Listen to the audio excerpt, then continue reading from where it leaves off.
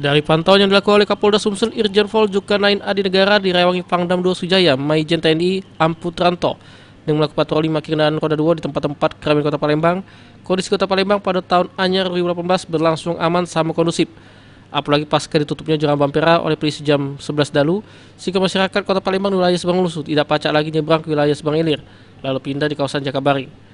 Di proses pergantian tahun kali ini, Kapolda Sumsel dan Polresta Palembang nempat ke beberapa personilnya di beberapa tempat keramaian, yaitu Pecah di kawasan Jakabaring, sama BKP, serta di hotel-hotel yang lagi gelar acara pergantian tahun anyar dengan dibantu oleh pihak TNI. Guna proses kelancaran lalu lintas, beberapa anggota Satlantas Polresta Palembang juga ditempatkan di wilayah-wilayah rawan macet. Pergantian tahun ada hiburan rakyatnya, dangdutannya dan lain sebagainya. Berarti anggota kita banyak ditempatkan di Jakabaring. Di Jakabaring maupun di sepanjang Sudirman, di Ampera, kemudian di Enteng Kota Besar ini, kemudian Jalan Merdeka ini. Setiap sudut. Iya, tadi sudah kita apelkan, saya kira rekan-rekan juga plottingnya sampai di tempat-tempat hiburan, hotel-hotel yang semacam Arista, kemudian di Novotel, di Arya Duta dan lain sebagainya.